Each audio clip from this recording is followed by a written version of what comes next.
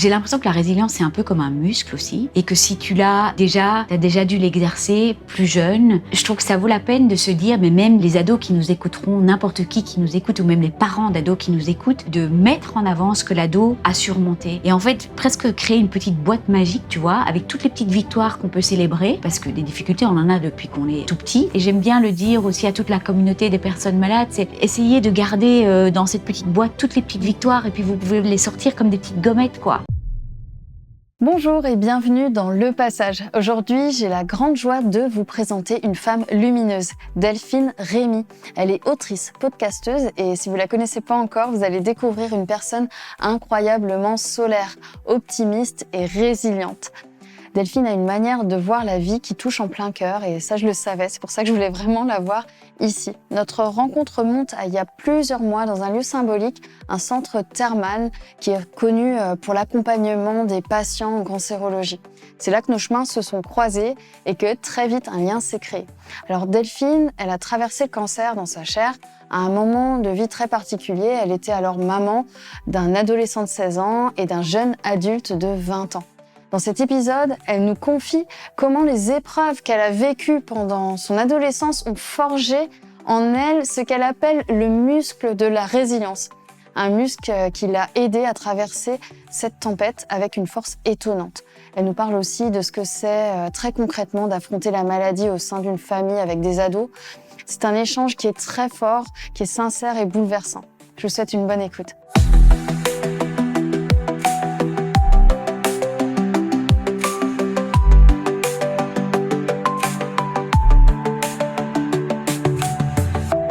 Merci. Attends, puis je découvre un matériel parce que bienvenue dans le monde du podcast quand même. J'ai vraiment envie de te dire ça. Welcome. Et welcome, le plus beau métier du monde. Tu l'as déjà découvert parce que tu as déjà fait pas mal d'enregistrements là. Ouais, je découvre. Formidable. Mais par contre, bébé tu as un matériel de pro. Parce que là, moi, je vais prendre note de tout ça. C'est génial. Mais merci en tout cas. Et quel endroit de rêve. Et je suis toujours contente de venir à Paris. Donc, c'est génial.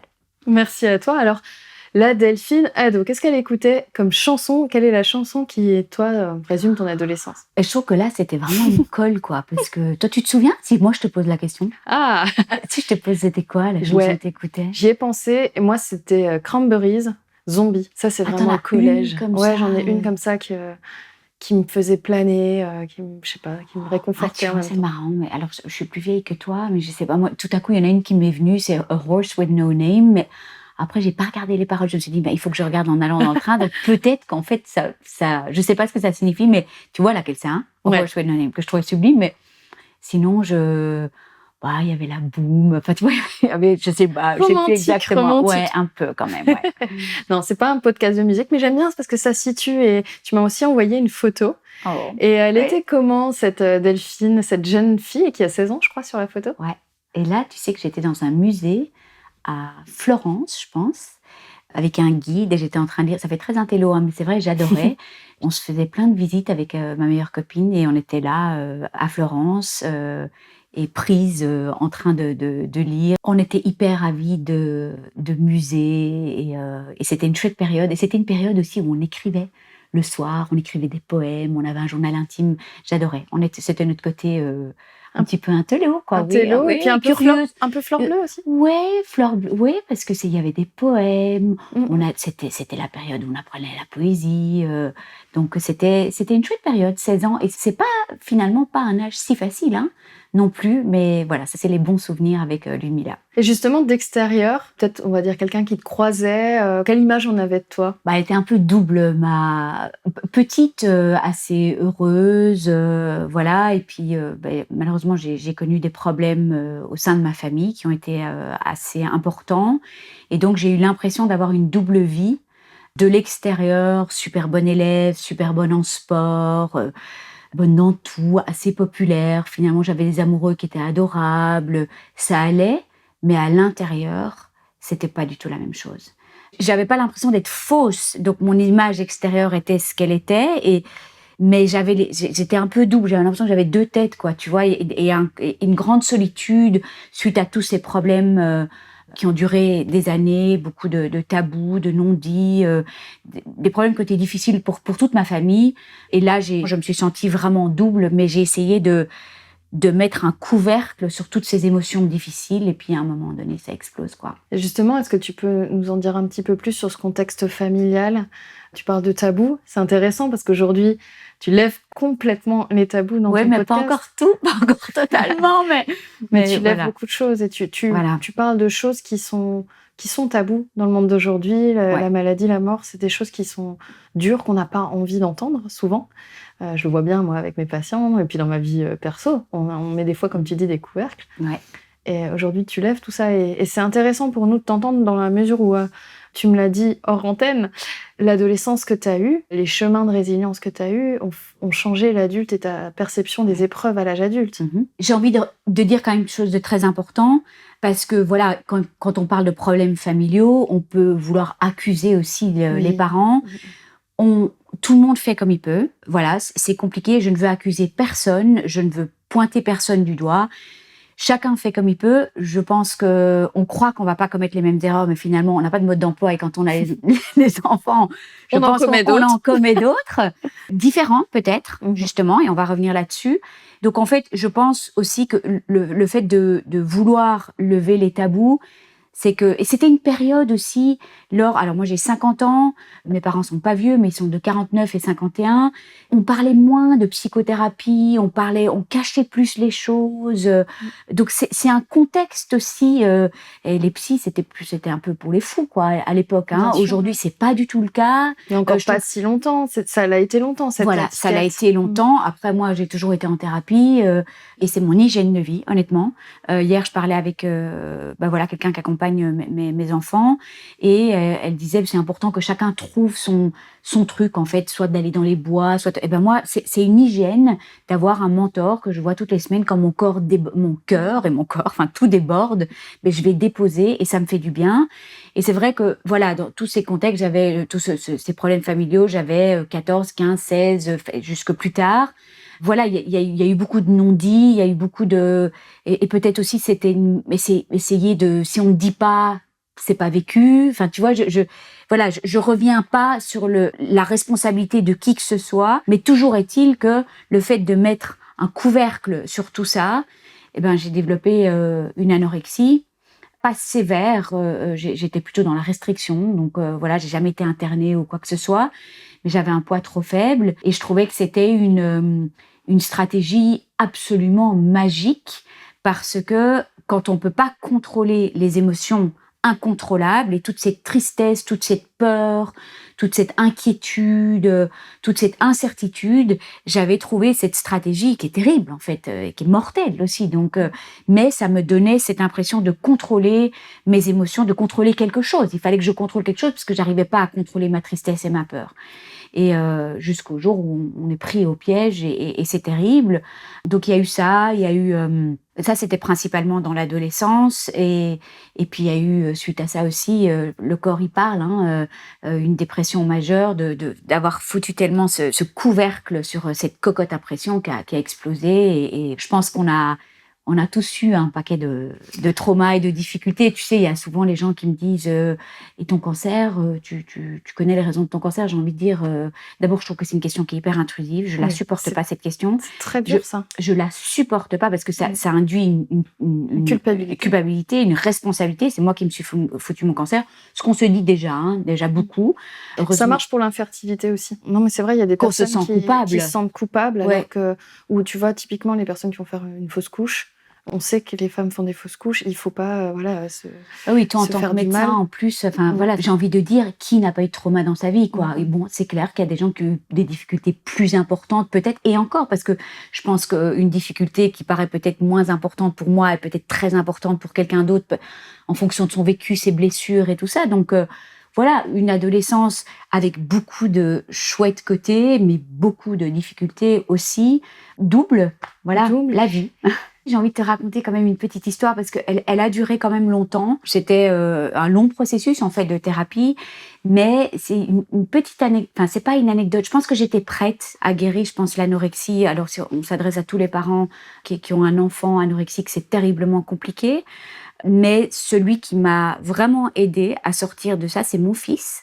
Et c'est vraiment une histoire que tu vas trouver ça peut-être complètement anodin, mais je pense que c'était le bon moment. J'appelais toujours mes enfants, on habitait au Texas. Ils avaient des activités sportives assez tard, donc ils prenaient un goûter assez tard. Je les appelais vers 7h30 à table. Et un jour, Alexandre descend, assez petit et très mûr. Et il me dit, écoute, Mam, on est à table, toi, tu as préparé un bon repas, mais moi, j'ai pas faim, donc en fait, je profite pas de ton repas parce qu'on a pris notre goûter tard. Est-ce que ça te dérange que je sois à table avec vous, mais que je ne mange pas, mais je mangerai plus tard parce que vraiment, je ne peux pas en profiter puisque je n'ai pas faim. Et en fait, ce truc est tombé comme une bombe, mais bien, quoi. C'était Et je me tellement suis dit, évident de mais je sa me suis part. dit, c'est vraiment un petit Bouddha, en fait. Il est tellement à l'écoute de son corps. Ça a fait ça, en fait. C'était vraiment, boum, le boomerang. Il est tellement à l'écoute de son corps. Il sait quand il a faim, quand il n'a pas faim. Il mange quand il a faim, il mange pas quand il n'a pas faim. Et moi, je suis pas à l'écoute de mon corps. Je l'affame. Je m'écoute pas, je suis pas connectée. Et ce truc, je pense, c'était le moment pour guérir. La situation familiale allait mieux et tout ça. On dit que nos enfants sont parfois nos petits bouddhas. Ils ont vraiment une certaine sagesse. Et je me suis dit, mais déclencheur, ça y est, je suis prête. Et je suis complètement sortie de là. Parce qu'il faut le décider soi-même aussi. Oui, bien sûr. Et voilà. Et quelle place dans la tête, quand on sort de cette maladie mentale, en fait, on libère un paquet de place dans sa tête pour la créativité, pour plein d'autres choses merveilleuses, en fait. Parce que ça prend beaucoup de place dans la tête. Ouais. Et tu disais donc, tu as identifié ce dont tu avais besoin dans l'adolescence que tu n'as pas eu malheureusement, de communication, peut-être de choses à déposer. J'imagine tu avais peut-être une certaine des émotions à déposer. Beaucoup d'émotions à déposer. Voilà, tout le monde avait des difficultés, donc c'était pas opportun de pouvoir les déposer au sein de ma famille. Beaucoup de non-dits, beaucoup de choses, des choses pas dites. Et je trouve qu'en fait, pour un enfant, après, de nouveau, il y avait probablement des raisons de ne pas le dire. Et chacun, de nouveau, je veux accuser personne, mais en fait, pour un enfant, ne pas dire les choses, un enfant qui est hypersensible, moi, j'imaginais toujours le pire. Et je pense que c'est le cas de beaucoup d'enfants, en fait. Oui. Quand on dit pas, on imagine le pire. Et moi, j'imaginais tout le temps le pire. Donc, je me faisais des scénarios catastrophes. J'avais tout le temps peur. Et en fait, je pense que c'est vraiment une chose que j'ai voulu faire différemment. C'est de tout le temps dire les choses. De les dire simplement, de les nommer. Et je me souviens mon père avait un jour dit, il faut pas que tu apprennes le mot peur à tes enfants. Comme ça, ils pourront pas l'exprimer. Et en fait, c'est tout le contraire, quoi. S'il y a un mot pour le dire, mettons des mots sur ce qu'on sent, mettons des mots aidons-les aussi à mettre des mots et pas enfuir ces émotions. Surtout que les enfants ont tendance, en fait, à sortir des fois leurs émotions dans leur corps. On parle de somatisation, mais c'est vrai qu'un enfant anxieux, il peut faire pipi au lit, il peut avoir des douleurs abdominales, etc. Et des problèmes de peau, même à l'adolescence, mais c'est valable chez les adultes, en fait, tout ça. Donc, comme tu dis, il faut poser les mots et peut-être les expliquer aussi. Oui. La peur, c'est à quoi ça sert? Ouais, alors tu vois, j'avais acheté tous ces petits livres-là avec toutes les émotions. Moi, je trouve que quand on fout des cadavres dans le placard, il y a un moment, ça ressort. Donc, alors peut-être que parfois c'est peut-être un peu trop tôt pour dire les choses, mais de dire plus tard à l'adolescence. De dire plus tard à l'adolescence, d'expliquer, parce que j'ai vraiment des souvenirs de pas comprendre, de comprendre qu'il y avait des choses qui étaient cachées et d'en fait imaginer le pire et d'être dans une telle souffrance et d'imaginer des trucs débiles. Parce que quand on a une créativité et qu'on est anxieuse et qu'on est hypersensible, on peut imaginer le pire, quoi. Tout à fait. Après, je disais, on peut dire les choses à l'adolescence, mais on peut très bien les dire avec d'autres mots. Oui. Dans la petite enfance. Ouais. Je sais pas, quand on a fait face à un deuil, à quelque chose qui a été traumatisant. Moi, c'est plutôt mon domaine. Je connais bien tout ça. Un enfant peut tout entendre. Il peut entendre. Tu sais, j'ai vécu quelque chose de difficile quand j'étais enfant, quand machin. Et en expliquant vaguement, sans laisser des doutes, mais avec des mots d'enfant, on est capable de tout dire. Moi, je trouve ça c'est vraiment ce que j'ai essayé de faire le plus avec mes enfants parce que c'est ce qui m'a le plus manqué. Ouais. Et aussi de pouvoir... Je suis revenue plusieurs fois... Bon, j'ai été pas bien. Ces problèmes d'anorexie ont continué aussi pendant que les enfants étaient petits. Et j'ai dû être absente par moments, j'ai dû être pas bien. Et j'ai voulu verbaliser, j'ai voulu expliquer. Et j'ai voulu aussi, dès que les enfants étaient capables de me dire ce qu'ils me reprochaient, ce qu'ils m'avaient reproché, qu'ils n'avaient peut-être pas pu me dire, je voulais demander pardon. Et j'ai trouvé ça génial. Encore il n'y a pas si longtemps, on avait changé notre fils d'école pour plusieurs raisons et le changement avait été très brutal. Et en fait, il l'a dit bien plus tard qu'il avait énormément souffert de ce changement. Nous, on pensait que c'était ce qu'il y avait de mieux pour lui parce que oui, il avait des fréquentations qui étaient un peu limites. Enfin Oui, voilà, mais pour son bien en tout cas. bon, c'était pour son bien. On a cru le faire pour son bien. Puis après, on a eu une autre version de lui. Et en fait, on n'avait pas tout compris et on n'a pas vu à quel point il avait souffert de ce changement d'école. Et j'ai voulu retracer tout ça, expliquer pourquoi on l'avait fait et demander pardon pour toute la souffrance qu'on avait commise, quoi, tu vois. Et après, lui, il a pu dire, mais je vous en veux pas parce qu'en fait, j'ai compris pourquoi vous l'avez fait, mais je tiens à dire que j'ai énormément souffert. Et c'est garder le lien, c'est expliquer, c'est réécrire peut-être des histoires avec les enfants. Et je trouve ça hyper important. Donc ça, c'est vraiment... Et puis, ils ont fait des thérapies. Moi, j'ai aussi, je trouve qu'en tant que parent, si on a encore des choses qui ne sont pas résolues, putain, mais il faut les résoudre soi-même déjà. C'est le moment. Profiter quoi. De la parentalité, trouver cette Il faut les résoudre d'abord parce qu'on va les flanquer à ses enfants, quoi. Donc, c'est pour ça que aujourd'hui, est-ce que j'ai besoin d'aller voir quelqu'un toutes les semaines? C'est une hygiène. Quand j'ai des doutes, quand j'ai peur, quand j'ai des questionnements par rapport aux enfants, par rapport à mon boulot et tout ça, je vais déposer et ça me fait en fait, c'est comme me laver les dents 2 fois par jour, quoi. Tu vois, c'est vraiment une hygiène de santé mentale, émotionnelle. La santé mentale fait partie de la santé tout court, quoi. Exactement, tu le sais, ouais. Et donc, par la suite, tu as eu un cancer du sein quand tes enfants avaient 16 et 19 ans. Ouais, alors...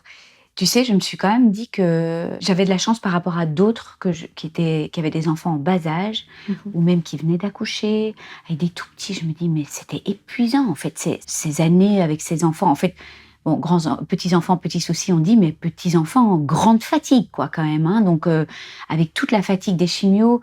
Après, voilà, je pense qu'ils ont probablement plus la notion de la mort. Donc, cancer est égal à mort dans leur... dans l'inconscient collectif. Et à cet âge-là, ils savent déjà ce que ça veut dire. Après, c'est vrai que c'était étonnant parce qu'on les avait appelés à table. Et William mettait du temps à arriver, il mettait plein de temps à arriver. Il est un peu désorganisé, il y avait une chaussure qui était là, l'autre qui était là, il mettait du temps. Et puis on l'a annoncé à Alexandre. Alexandre l'a même dit avant qu'on le dise, comme s'il avait senti, quoi, enfin senti la nouvelle qu'elle arrivait, ou juste au moment même, hein, pas voilà. Et donc lui, très pragmatique, voilà, comment ça va aller, maman, les traitements. Et William, c'est vrai qu'il a demandé, ça va aller, ça va aller, ça va aller, ça va aller. Mais il l'a dit genre 10 fois d'affilée, quoi. C'était, tu vas mourir, tu vas mourir, tu vas mourir. Non. Et donc, j'ai dit, ça va aller, voilà, les traitements sont connus, machin.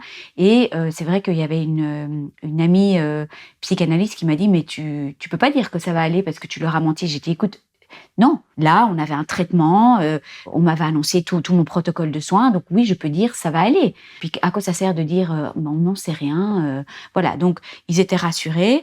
Après, c'est quelque chose que j'ai envie de dire, c'est qu'à cet âge-là, c'est deux sensibles et ils ont mis une certaine distance qui n'était pas si évidente que ça pour moi, mais c'est important de comprendre que c'était leur distance nécessaire pour se protéger. Moi, je me dis, à cet âge-là, j'aurais appris que ma mère avait un cancer. Je crois que j'aurais été dévastée, quoi. Et j'aurais probablement... Alors peut-être une fille avec une mère, c'est différent. Mais je peux comprendre que des enfants mettent une certaine distance. Et parfois, ils étaient vraiment pas faciles, plus difficiles qu'avant le cancer, tu vois. Et est-ce que parfois, être difficile, c'est aussi volontairement et explicitement mettre une certaine distance. Ouais, et c'est vrai que c'est une protection et c'est vrai que plusieurs fois je me suis dit ben c'est chouette, ils vont venir à la chimio et tout ça, rien du tout, quoi. Alexandre devait venir à la dernière, il a annulé à la dernière minute, mais après je me suis dit mais peut-être en fait c'était trop dur pour eux, quoi.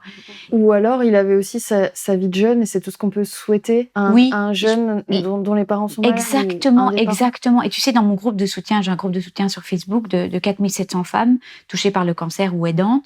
Et plusieurs fois, il y a des femmes qui ont dit oui, mais mes enfants m'aident pas et tout ça. Mais j'ai dit mais c'est pas, les enfants sont pas les psys, quoi. C'est vraiment pas leur rôle. Il faut les protéger, expliquer ce qui se passe, dire les choses, pas cacher.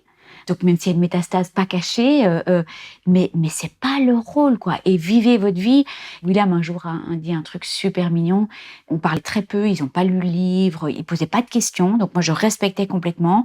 À la limite, à table, on n'en parlait pas. Bon, après, j'avais pas de cheveux sur la tête, donc c'est très présent quand même, hein, où j'étais complètement dégommée les grosses premières chimios. Donc, j'étais quand même souvent sur mon canapé, donc le cancer, il est là, il est dans la maison. Mais William, un jour, m'a dit dis, maman, quand tu vas venir me chercher à l'école, tu mets rien sur ta tête. Hein. Et ça, je trouvais ça mignon. T'es une guerrière. Hein. Wow. Et ça, j'ai trouvé ça adorable. Et j'avais appris par d'autres mamans qu'il en avait parlé avec d'autres mamans, mais pas avec moi. Donc voilà, il savait qu'il pouvait poser des questions, mais je trouve que c'est hyper important de leur laisser. Ils ont le droit de se protéger comme ils veulent. Et si c'est parfois par de l'agressivité ou faire comme si de rien n'était, eh bien, voilà, ça leur appartient.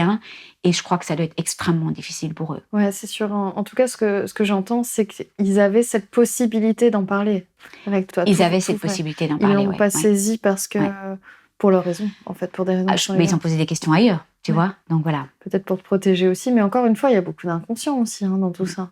C'est après, rétrospectivement, qu'on va se dire ah ben finalement, il a voulu me protéger, etc. Mais en fait, finalement, c'est aussi des périodes, c'est un tsunami, un cancer dans une famille. Oui, après, même, je pense, si je pose la question maintenant, est-ce que vous avez eu peur ou quoi que ce soit? Non, pas du tout. Ben voilà, donc oui, voilà. Et on va pas revenir là-dessus. Voilà.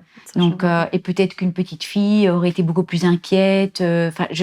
Voilà. En tout cas, je trouve que c'est un message important à faire passer à des parents malades.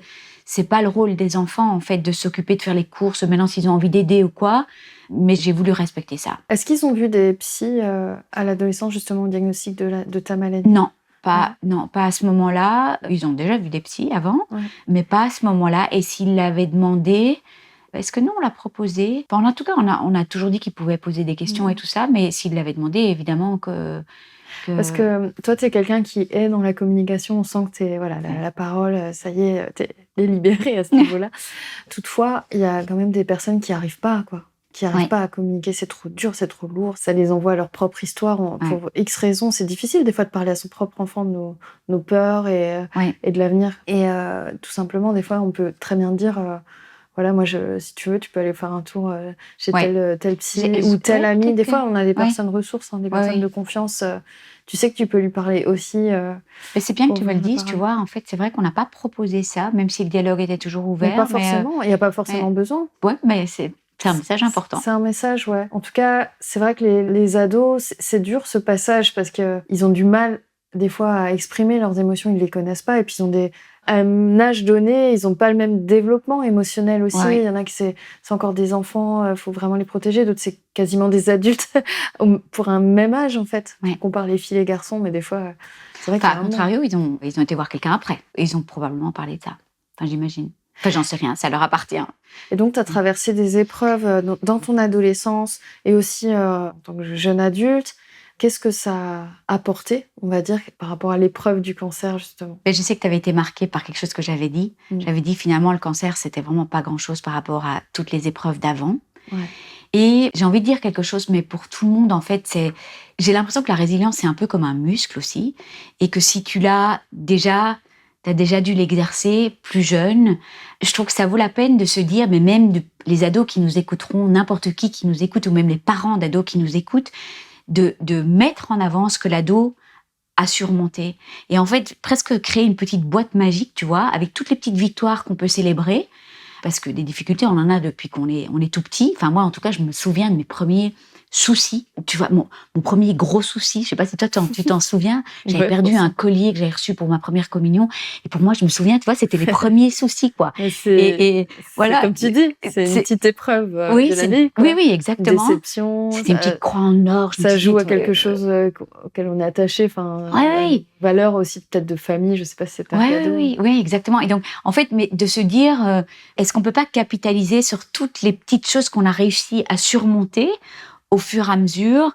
Et c'est vrai que ça m'est arrivé comme ça. Quand le cancer est arrivé, je me suis dit, mais mon Dieu, j'ai surmonté ça. Je trouvais que les épreuves de l'infertilité étaient terriblement difficiles. Pour moi, ça a été vraiment des choses terriblement difficiles. Les problèmes familiaux terriblement difficiles aussi. Et donc, quelque part, je me disais souvent, j'ai réussi à surmonter ça, donc ça va aller. J'ai réussi à surmonter ça, ça va aller. Et j'aime bien le dire aussi à toute la communauté des personnes malades, essayez de garder dans cette petite boîte toutes les petites victoires et puis vous pouvez les sortir comme des petites gommettes, quoi. Et je trouve que cette résilience, c'est un peu comme un muscle. Quand on l'exerce, on peut se dire j'ai réussi. On peut ressortir des ressources qu'on avait et qu'on peut réutiliser. Après, je parle toujours de l'injonction à la résilience. Je déteste. J'étais justement à un dîner hier et il y a une femme qui me dit « Oh, mais c'est extraordinaire tout ce que tu as fait de ton cancer et tout ça. Ce qui ne nous tue pas nous rend plus forts. » Et j'aime pas en fait cette phrase-là parce que, tu vois, écoute, ce qui ne nous tue pas nous cabosse aussi. Ouais. Et puis, il n'y a pas d'injonction à la résilience. Tu vois, je trouve que ce qu'on voit sur les réseaux sociaux, tu vois, enfin, ça c'est fort évidemment ce que moi j'ai, tu vois, des personnes handicapées, des personnes avec des maladies qui ont fait quelque chose d'extraordinaire. C'est pas une obligation, quoi. On a chacun un chemin de résilience. On n'est pas obligé, pas parce qu'on a eu un cancer, qu'on doit créer un podcast, écrire un bouquin et faire, tu vois, chacun a son rythme et chacun a sa manière. En fait, tu as des résiliences qui sont cachées. Je sais pas moi, si une dame, suite à son cancer, je sais pas, a créé une bibliothèque tournante dans son village ou a aidé sa voisine, je sais pas. En fait, il y a des résiliences cachées, quoi. On n'est pas obligé de créer une pépite au service de tous, quoi. Oui, et puis ça peut être beaucoup plus personnel, en fait. Ça peut être quelque chose qu'on va faire pour soi. Mais exactement, je vais peut-être prendre davantage. Souvent, moi, je vois les patientes ou patients, ils vont me dire, c'est vrai que ça m'a fait tilt. Souvent, il y a un truc de cet ordre-là. Ouais. Et donc, j'ai décidé de. Alors, des fois, c'est de l'ordre du voyage, mais c'est plus personnel. Oui, mais ça aussi, c'est de la résilience, tu vois. C'est pas parce qu'on n'a pas eu des épreuves majeures qu'on ne sera pas capable d'assumer une épreuve majeure qui va arriver après. Donc, il n'y a pas de recette miracle, je trouve. Voilà, dans mon cas. Il y a des petites exceptions. C'est intéressant ce dont tu parles parce que ça fait écho aux thérapies orientées solutions. C'est des types de thérapies où on va chercher des exceptions. Tu disais que dans l'éducation, c'est intéressant d'aller chercher, tu parlais d'une petite boîte, toutes les choses que l'enfant a réussi. Donc ça, c'est plutôt très positif. Il va se souvenir de ce qu'il a réussi dans la vie. Mais par exemple, s'il est confronté à une épreuve, un stress énorme, etc., on peut aussi, s'il a une image de lui qui est négative, tu vois, genre, je sais pas, je m'aime pas, je suis pas capable de, tu vois, et aller chercher le moment où, au contraire, il a été capable. Mais ce sera pas forcément une épreuve, ça va être juste, voilà, j'ai été capable de positivement faire ci, aller à la rencontre de, je sais pas, enfin, en fonction de... Et ça, c'est énorme d'aller chercher ces trucs qu'il a pas vus, en fait. C'est ça qui est énorme. Et pouvoir exprimer sa vulnérabilité aussi, hein, quand même, ça, c'est super important. En tant que parent. Parce qu'on donne l'exemple aussi. Hein. Tu sais, encore maintenant, quand j'ai des petits... c'est vraiment... Je me suis vraiment fait un point d'honneur à vraiment essayer un maximum. Encore maintenant, tu vois, quand j'ai Alexandre, il monte tous mes podcasts, s'il y a un petit énervement, c'est de rappeler après, de réexpliquer, tiens, pourquoi est-ce qu'il y a eu un énervement? Et ça termine toujours bien, en fait. Et qu'est-ce que c'est agréable, en fait, hein, de garder le lien, d'avoir une communication fluide. Après, dans les stratégies de communication, ce qui est intéressant, c'est aussi de donner, par exemple, les faits. Tu parlais de petit énervement, par exemple. Il y a eu je sais pas, le lave-vaisselle ou tout ce que tu veux, tu vois. Et nos émotions et nos besoins. Je sais pas si tu as déjà entendu parler de ça. En communication non violente, pour ceux que ça intéresse. Oui, tout à fait. C'est super passionnant. Mais ça s'est passé dimanche. Avec Alexandre, je lui avais prêté la voiture pour 4 jours. Il la ramène, mais il la ramène en retard. Et du coup, il était en retard pour son bus qui le ramenait à Bruxelles, parce qu'on est à l'extérieur de Bruxelles. Donc, il m'appelle, il me dit, je suis en retard, mon copain doit travailler à 5 heures, est-ce que tu peux nous ramener à Bruxelles? La forme n'y était pas. Voilà. Et moi, j'avais travaillé tout le week-end, je venais de m'installer en bikini, je m'étais mis au soleil. Et donc, ça m'arrangeait pas. C'est un exemple typique. Tu vois, j'ai dit, écoute, Alexandre, franchement, non, j'ai pas envie, quoi. Et donc, c'est pas hyper sympa, en fait, pour Alexandre, quelque part. Mais la forme n'était pas là, j'avais pas envie. Et donc, énervement, ok. Pour finir, c'est mon mari qui a quand même été le ramener. Et puis, j'ai rappelé après. Et je dis, écoute, Alex, en fait, si on revenait là-dessus, mais rapide, hein, tu vois, je dis, la forme n'y était pas, tu m'aurais dit, écoute, même, je suis désolée, je suis partie en retard, c'est donc vraiment... Non, mais hyper intéressant. Donc, les faits, la voiture voilà, n'a pas été amenée à temps. À temps, voilà. Mes tes besoins, émotions, d'abord. Ouais, mes émotions. Donc, en fait, j'étais... Frustration, j'étais énervée, je venais... Voilà. Et puis... Tes besoins. Ouais, je rêvais de m'installer au soleil. J'aurais besoin que tu respectes le timing pour que ce soit alors plus ça, simple. c'était plutôt... je pense que j'aurais eu plus de plaisir à le faire si tu l'avais déjà demandé avec une forme un peu différente. Tu vois, c'était le ton, voilà. Mais en fait, voilà, t'as vu, communication non violente. Voilà. Et puis en fait, un gros smack à la fin, et puis c'était bon, quoi. Et tout le monde s'aime. Et tout le monde s'aime. Et se le Mais dit. c'est Et dur, se le hein, dit. c'est dur de bien communiquer. Bah ouais. On fait des erreurs et puis Ah bon, effectivement, j'en fais encore plein, quoi. Ouais. l'important, c'est peut-être, comme tu dis, de revenir si on peut. Et puis des fois, il y a des choses où finalement la personne va te dire «Oh, mais c'est rien!» alors que toi, tu t'es fait des nœuds au Ouais. cerveau pendant 2 Mais c'est jours. un peu les 5 langages de l'amour aussi, c'est de savoir, tu l'as lu aussi, hein? Ouais. Savoir aussi quel est le langage de ton enfant, en fait. Ouais, Comment il communique, comment il a ouais. besoin de. Enfin, moi, je trouve ça passionnant, quoi. Mais bon, je suis pas du tout une mère parfaite, hein. Franchement, si tu peux interviewer mes enfants, je sais pas ce qu'ils diraient. C'est ça que je devrais Oh faire là là! pour Oui, un c'est ça. podcast Après, sur ouais. l'adolescence. Ouais. Tu parles énormément de résilience. C'est l'objet finalement de ton travail au quotidien. Tu rencontres des personnes aussi. Oui. Tu parles aussi de ton adolescence ou c'est vraiment un petit peu exceptionnel, c'est surtout... Jamais. Jamais, j'étais pas hyper à l'aise, en fait, hein, quand Ouais. tu m'as demandé, parce que, mais d'abord, c'est moi qui interviewe, c'est pas moi qui suis Mhm. interviewée, ou alors je suis interviewée sur le cancer, mais c'est vrai que je reviens pas trop Ouais. à ces années d'adolescence qui étaient difficiles. Je pense qu'un jour, j'ai envie d'écrire, je le ferai, vraiment de réécrire sur cette histoire, et puis voilà, après, oui, il y a eu des moments très difficiles. Je vais dire un truc un peu cliché. Ben voilà, aujourd'hui, c'est peut-être aussi tout ça qui a fait que voilà, j'ai lancé ce podcast. Je veux briser les tabous. Je veux pas rester dans un truc amer de tout ce qui s'est passé et me dire que ça m'a forgé. Et on regarde vers le futur. Je suis finalement plus heureuse maintenant avec un métier qui me convient beaucoup mieux. Donc voilà, je ne le souhaite à personne. Mon plus grand drame serait qu'ils reviennent. Ça, c'est voilà, mon plus grand souhait, c'est la santé physique et psychique de mes proches et que ce cancer reste derrière moi pour toujours, quoi. Donc voilà. Et aujourd'hui, on peut dire que tu es musclée de la résilience. Tu sais, le muscle, moi, ça me parle aussi parce que maintenant que j'ai commencé la pole dance, je peux te montrer mes muscles de mes bras. Oui, le musclé de la résilience, mais j'ai aussi des moments où ça va pas du tout. Janvier, février, mars, j'ai été complètement dans le trou, j'étais pas bien. Je pense que la résilience, c'est vraiment, c'est pas linéaire, quoi. J'ai l'impression que c'est aussi un grand 8, quoi. Mais voilà, on apprend et de toute façon, ce sera un perpétuel grand 8 toute notre vie, hein. On va avoir encore des Exactement. difficultés et puis des hauts et des bas et puis des.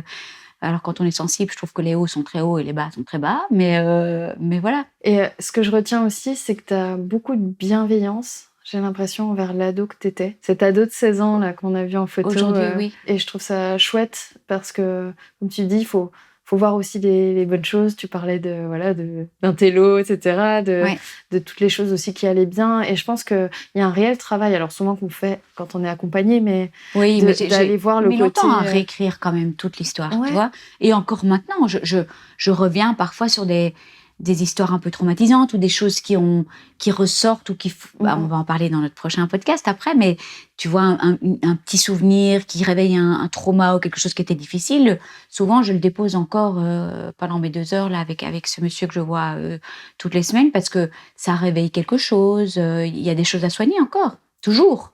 Oui, et après, c'est OK. C'est OK. On peut se dire que c'est OK, oui, et que tout ne doit pas être lisse. Et c'est vrai que, alors nous deux, on connaît les réseaux sociaux, mais c'est vrai qu'il y a tellement d'injonctions à aller bien que des fois, juste se dire, on accepte ça comme une vague. On parle souvent aussi des contractions, ça me fait penser aux contractions, mais c'est vrai, il faut accepter peut-être que ça arrive et que ça passe. Oui, et de pouvoir moi je le dis, hein, en fait, même ouvertement, hein, ça allait pas bien janvier, février, mars, je trouvais que c'était dans l'onco depuis 6 ans, tout le temps à traiter ces sujets. J'avais à un moment donné, toutes les demandes étaient toutes les sollicitations étaient comme des agressions, j'arrivais plus à aller à mes interviews, ça allait pas, quoi. Ça allait pas et j'ai pas hésité à le dire, quoi. Et ça arrivera encore, hein. Et des fois, je trouve que aussi quand on en parle, même si c'est on met déjà des mots mots différents, on met des mots et puis on se rend compte que l'herbe, elle n'est pas plus verte ailleurs. Non. Qu'est-ce que tu as envie de dire à l'ado de tété ? C'est peut-être de se prendre un peu plus dans les bras, d'arrêter de lutter contre toutes ces émotions qui étaient difficiles et de peut-être d'avoir été plus... J'ai essayé d'être bienveillante avec moi-même, mais d'essayer d'être moins dans le contrôle, d'essayer de... Et si on devait tourner la chose plutôt au lieu d'aller vers le moins, en allant vers le plus, peut-être on pourrait dire, arrête-moi si je me trompe, voilà, être un peu plus cocooning envers soi-même, en fait, un peu plus bienveillance en personne. Ouais, mais quand on n'est pas bien, c'est difficile d'être cocooning et qu'on est coincé dans ces troubles et tout ça, c'est très difficile. On essaye comme on peut, mais... Exactement, alors j'allais dire, est-ce que cette phrase, serait plutôt la suivante. T'as fait comme t'as pu. J'ai fait comme j'ai pu et puis c'est venu après. Mais c'est vrai que quand on est en crise, c'est difficile en fait. Et puis il y a un moment où c'est le bon moment de guérir. Et en fait, c'est le moment où on est prêt et on le décide soi-même aussi. Et on met tout en œuvre. Donc, je ne sais pas si j'aurais été capable de faire les choses différemment. Voilà, c'est l'histoire, quoi. Où est-ce qu'on peut retrouver tout ton travail, Delphine?